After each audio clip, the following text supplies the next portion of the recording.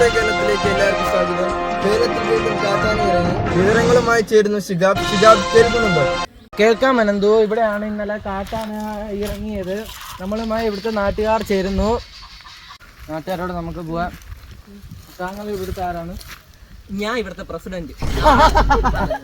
നാളെ ട്രംപുമായിട്ട് മീറ്റിങ്ങിനുണ്ട്.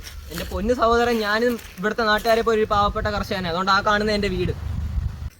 അയ്യോ, ഞാൻ അതല്ല ഉദ്ദേശിച്ചത്. ഇന്നലെ എന്തായിരുന്നു ഇവിടെ നടന്നത്? ഇന്നലെയാണെങ്കിൽ അമേരിക്ക ഒരു ബോംബ് കൊണ്ട് ആ കുഴിയിലോട്ടിട്ട്, അപ്പോൾ അതും പൊട്ടി. പൊന്നു സഹോദരൻ, ഒരു പാവപ്പെട്ട കാട്ടാനക്കൂട്ടം ഇങ്ങനെ നടന്നു വന്ന് തെന്നി അടിച്ച് അങ്ങോട്ടങ്ങ് വീണ്. അത്രേ ഉള്ളൂ. ഇദ്ദേഹമാണോ? നമ്മുടെ നാട്ടിൽ നിന്ന് നമ്മുടെ പയ്യന്മാരെ ട്രോൾ ചെയ്യുന്നു കേട്ടോ. ആരാണ് കണ്ടത്? ഞാനല്ല, ഇദ്ദേഹമാണ്. താങ്കൾ എന്തുവാണ് കണ്ടത്? അതിപ്പം ഞാൻ ഇന്നലെ രാത്രി ബിസിനസ് കോളിന് വേണ്ടി വെളിയോട്ടിറങ്ങിയപ്പോൾ ഒരു കാലത്തൂരുണ്ട സാധനം 4 കാലൊക്കെ ഉണ്ട്. അത് ഇതുവഴി നടന്നു പോകുന്നു. ഞാൻ ശ്രദ്ധിച്ച് നോക്കിയപ്പോൾ കാണാം ഒരു വലിയ ആന, അതും കാട്ടാന.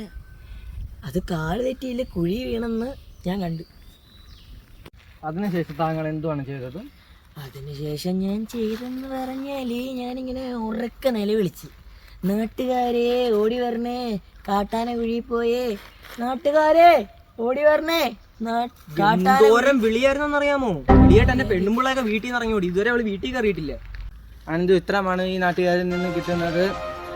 ക്യാമറമാൻ കാട്ടകട മോഹനോടൊപ്പം ഷിഹാബ് PS.